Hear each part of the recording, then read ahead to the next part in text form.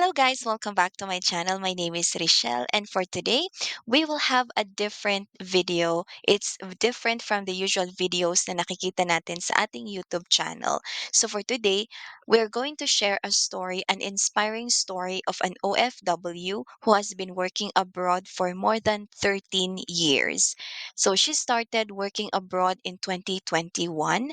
She has worked in Taiwan, Poland, and now she's in Paris. So I've known her for 17 years. She's my best friend and we are like family na kasi we treat each other as sisters. That's why we know each other's stories and struggles. So I am inspired by her. That's why I also want to share her story sa inyong lahat. I hope makakuha kayo ng additional inspiration and lesson sa kanyang story. So her name is Jana. Let's get to know her. Hello, Jana. Welcome to my channel. How are you today? Hello, good morning. I'm doing good. We're so excited to know more about you. Sinasabi ko kanina sa aking intro that you are working in Paris for many years na. Gusto kong ma-share naman yung story mo to inspire other people who want to work abroad. Kung ano yung work mo, paano ka pumunta dyan. Well, feeling ko celebrity ako. Of course, you are a celebrity ngayon kasi you will be inspiring many people. I'm sure na marami silang matututunan sa story mo. Can you tell us about yourself? Hello everyone, I'm Janet Gangay. I'm from Mountain Province. I finished my studies in Bontoc Mountain Province. I love baking. I love to go for a hike during nice weather. Ang social naman ng mga hobbies mo, baking and hiking. So you are from Mountain Province and you finished your studies sa Bontoc. Ano yung course mo na kinuha mo sa Bontoc? First, I took computer technicians for 2 years. I finished that and then I took caregiving for 7 months and I did my on-the-job training in the hospital in Bontoc. After nung studies mo, nag-work ka ba kaagad-agad or tumambay ka muna? Nag-work ako agad kasi kailangan ng tito ko yung magbabantay sa store. A storekeeper sa KM4 La Trinidad. From Mountain Province, nag-move ka sa Benguet naman. Exactly. That was your first job. You said you were a storekeeper. For how long? Maybe a year. I really don't remember exactly, but maybe a year. So, yung first job mo was a storekeeper, which is completely different from yung mga tinapos mo. Parang yun is dahil kailangan lang ng uncle mo nang magbabantay ng store niya. Ganun ba yun? Kaya you took that opportunity?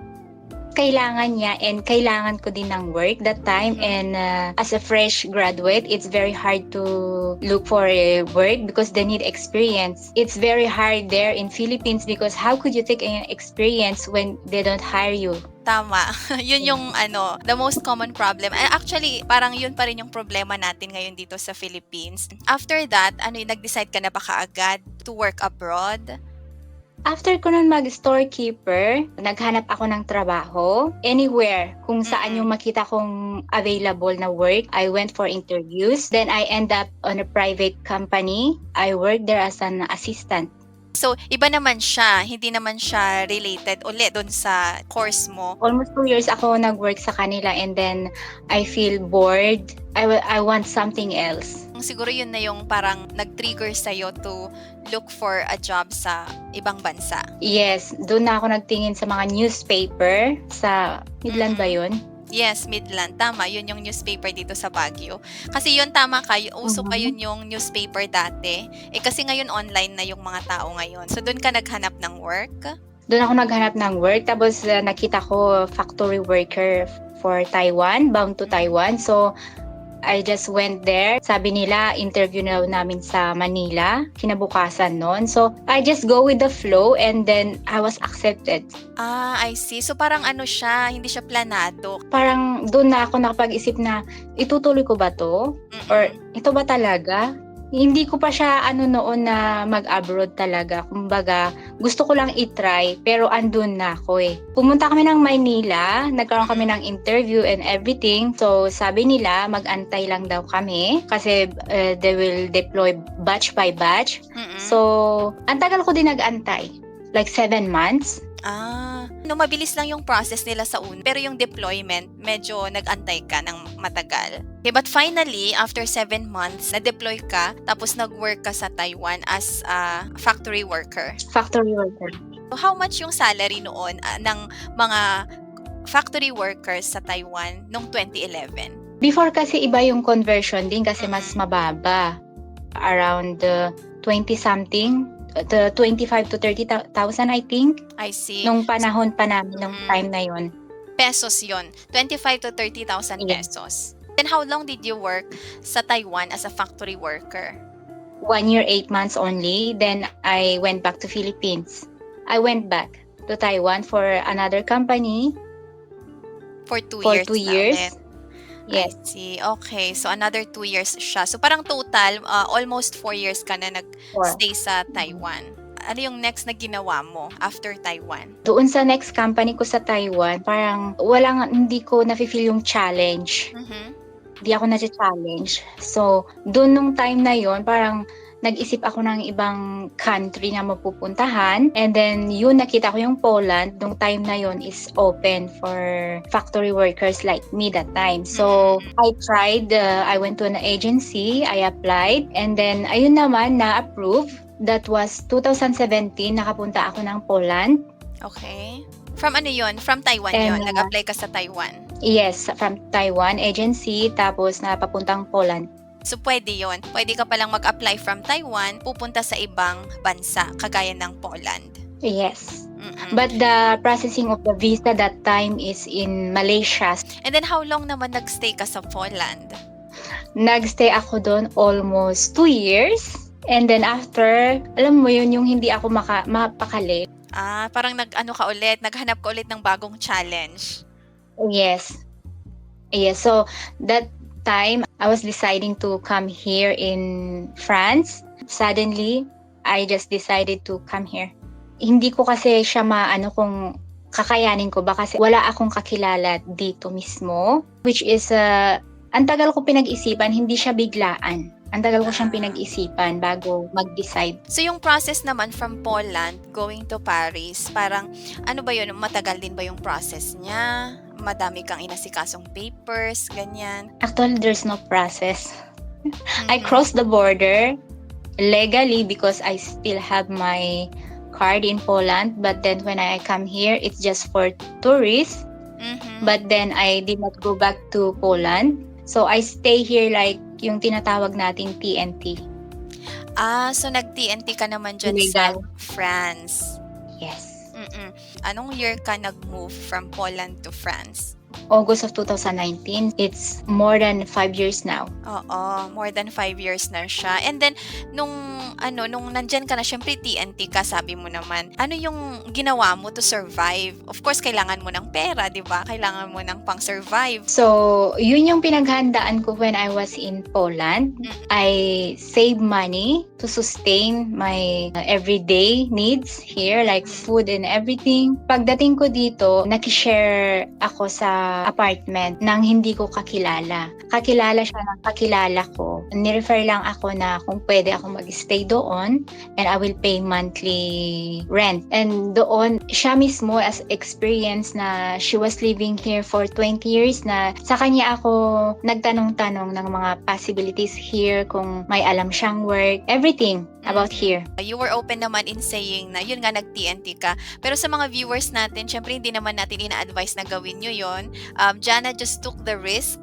Nag-take lang po siya ng risk and di naman walang assurance yun ha, kasi hindi lahat pinapalad pag gagawin yun. And hindi lang siya yung tao na gumawa din nun. A lot of people also did the same thing. And syempre yung iba hindi nag-succeed and luckily naman siya nag-continuous yung stay niya doon sa France even na nag-start siya bilang TNT ngayong tawag natin dito sa Philippines. Nag-TNT siya doon. Pero let's see kung ano yung nangyari after that. Ano yung naging work mo na in France? Until now, I work as a cleaner and a nanny. At first, it's very, very difficult kasi yung linis sa atin tapos linis dito is very different. It's like dito is everything, every corner should be clean. And then, yung sa una nahirapan ako because yung mga product hindi ko pa alam basahin. Kasi syempre Yes. yung language dito, yung mga product hindi ko alam kung saan ko gagamitin. At first, it's very difficult that naisip ko nang mag-give up pero I just continue. It was hard at first pero hindi ka nag-give up. And as a cleaner, yung ano mo naman dito, work mo. So, it's completely different ulit dun sa previous experience mo bilang factory worker. Let's talk about the salary naman. May mga cleaners din naman tayo dito sa Philippines. May mga cleaners din sa ibang bansa. So, tingnan natin kung ano yung mga benefits naman na nabibigay sa'yo ng France as a cleaner. Yeah, nung bago ako dito, I work part-time, 5 hours a day. It's a seasonal work just to sustain what I really need that time. Until then, after almost 2 years, before ko masasabi na naging okay naman na yung sahod ko, na I can sustain my needs, I can provide financially for my family in the Philippines. So, hindi siya agad-agad na pagpunta ko dito, yun na agad. I went through many changes like employer to employer. About sa salary naman is na babayaran ko yung mga lahat ng bills ko, lahat ng expenses ko, and nakakapagpadala ako sa family ko. It pays well comparing as a cleaner in the Philippines. Yes. Iba yung malaki yung difference naman. And yung family na pinapadalhan mo dito are your parents. Yeah, sure. You have to be patient lang talaga. Fast forward, ano na yung mga changes naman ng life mo there in France? Right now, may sarili na akong small room. Hindi na ako nakikitira. Okay. And for my work, puno na yung oras ko for the whole week. Like Monday to Friday, puno na yung work ko. And salary dito, the minimum wage is 1,400 euro a month. Malaki siya kung i-convert mo siya. Pero the expenses here are high. The cost of living is high. For example, my small room, small studio is 550 euros. Nakiki-adjust din naman yung lifestyle, yung mga expenses dun sa salary. Yes, and that is only for my room. But we have more expenses like bills, like my everyday transport. I pay it monthly, my electricity, like that. So, after bills, tama lang din. Parang sakto lang yung maiiwan. And of course, yun nga, you mentioned na kailangan mo ding magpadala ng allowance sa parents mo dito sa Philippines. For my work, because as a nanny, pero of course, yung ibang jobs like yung mga professionals, of course, they have a higher salary. Nabanggit mo kanina nga na TNT ka na nag-start dyan sa France. Ano siya, naging legal ka na dahil nabigyan ka na ng chance to get your own place? Dito kasi is wala silang discrimination or tawag doon. Kahit immigrant ka or illegal ka, you still have a place. Well, hindi ko inaano na pumunta ang mga tao dito to be illegal. Hindi ganon. When you are here already and you have work, you can manage to pay your monthly bill. You can have your own place kahit hindi ka pa legal. As long na you are earning, you have proofs. Sa work mo din is, did you tell sa mga employers mo na ganyan yung parang situation mo dyan sa France? During interview pa lang, you have to tell them kasi you will need some documents from them just in case you will apply for legality here. So you need to be honest and tell them your situation para aware din sila. Yun, sa mga viewers natin, of course, again, sabi nga ni Jana, hindi niya ini-encourage kayo na gawin yung ginawa niya. Sa kanya lang, she really took the risk, okay? So now, you've been living there for 5 years na. Matagal kang nagstay abroad. Siyempre, dito sa Philippines, yung notion natin na Pilipino, pag abroad ka, mayaman ka na. Especially, you've been working abroad for, again nga, many years na. So, kumusta yung life ngayon? Anong masasabi mo? Can you say na isa ka na sa mga tinatawag natin dito sa Philippines na mayaman na, ganon? No way. No way as mayaman. I'm still the same. Mayaman na ako sa experience and I could say that anything comes, I can do it na. Yung I can keep pushing. Naging mas matatag ka na sa life. Ayun. So, ano yung ano mo naman? Ano yung parang nabibigay mo sa sarili mo in return dun sa hard work mo as an OFW? I like to travel because andito na nga ako sa Europe, so I could say na nakapunta na ako sa mga ilang places dito around Europe, but I could not say that it's luxury. Mm-mm. Pag pinaghirapan mo na kasi yung pera, iba-budget mo, hindi ako kakain sa mamahaling restaurant. Okay. Maybe once just to experience, pero yung because I have money or I got my salary, I'm going to eat outside like every day hanggang sa maubos yung salary ko for that month. Hindi ganon.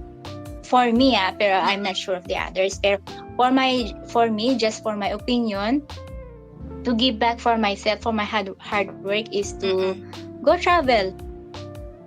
Yung parang simple Myself. trips lang, mga ganyan. Yeah. I know someone na they have companies in the Philippines, tapos nung nakausap ko siya, tapos sabi niya sa akin na you Filipinos, sabi niya, so I'm one of them, sabi niya doon na you act like one day big millionaire. Oo, tama. Why? Doon ako nagulat na ganun yung tingin ng iba, ng iba. Of course, hindi ko naman nilalahat. Tapos sabi ko, tinanong ko siya why, which is parang napakaano sa akin noon kasi bakit ganun yung tingin nila sa atin na Filipinos. Tapos sabi niya, yes, in Philippines, you just receive your money, you bring your family out in restaurant for one night dinner, and then tomorrow you have nothing. Yes. You will need to suffer for 20 days before the salary again, then after receiving it repeats and repeat again like that. So okay, maybe some do that, but no way for me.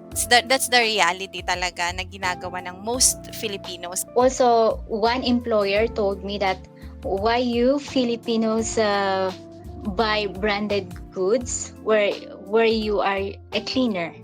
With ang ano ko naman nun is, bakit kung cleaner ba kami, hindi ba pwede kaming bumili ng mamahalin? Sabi ko sa isip-isip ko, kasi Yes. hindi ko siya masagot.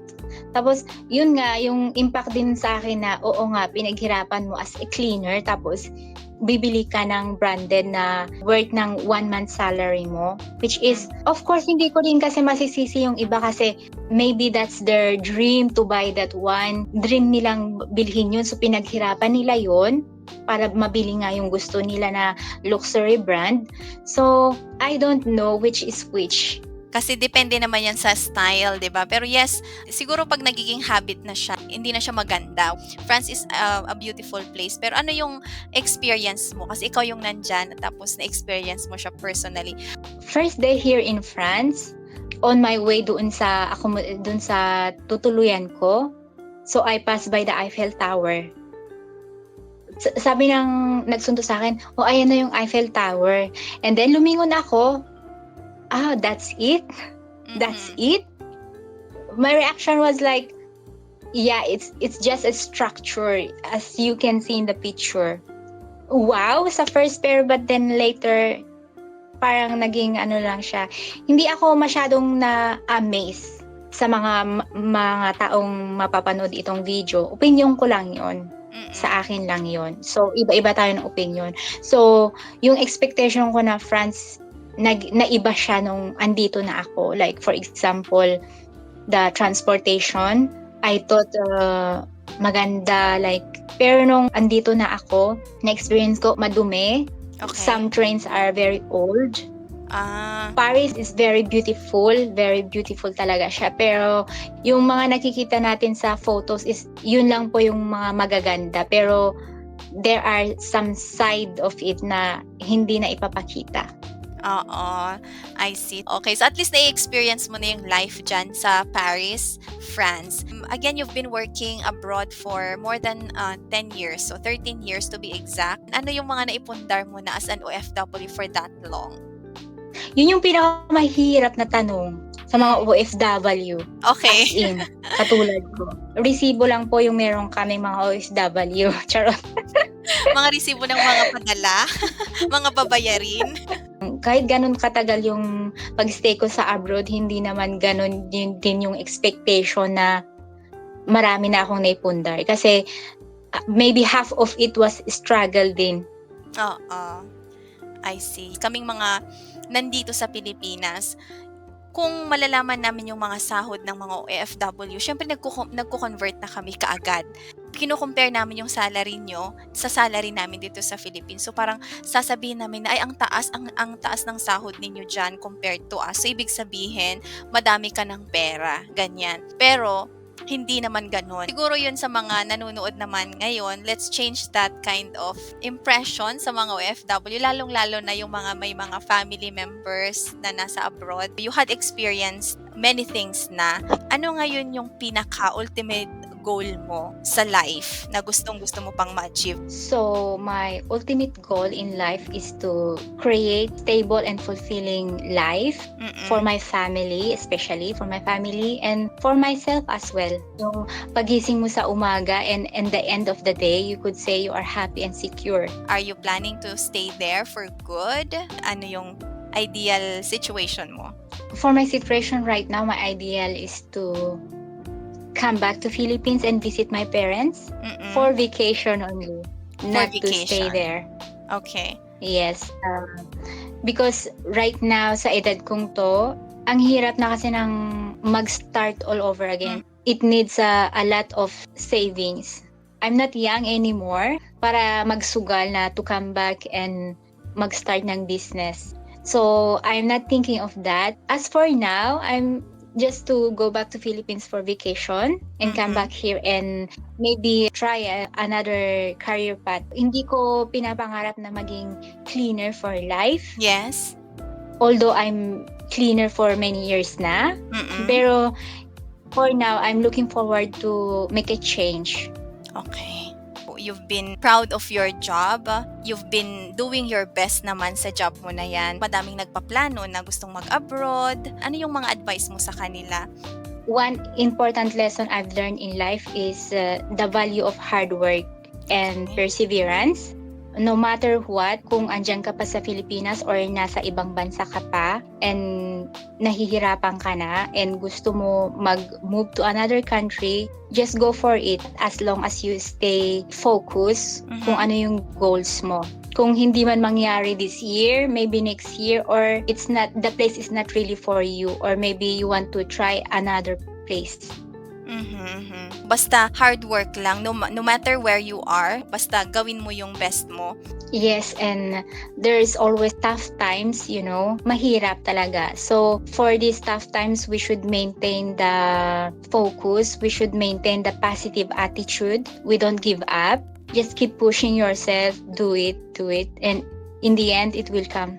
Wow, thank you so much. I know you already, so alam ko na you're giving advice based on your experience. Ayan, so thank you so much for sharing. We appreciate it and we learned a lot from what you've shared. Narinig natin na hindi ganun kadali. Palitan natin yung impression natin na pag nasa abroad for many years, ibig sabihin mayaman na. Okay, so thank you. Any last words ganyan for our viewers? Thank you for having me. Every experience, even the difficult ones, can lead to growth and success. Thank you so much. And we hope to see you again. Magkwentuhan ulit tayo next time. So thank you so much, Jana, and have a nice day there. Bye! Thank you. Bye-bye.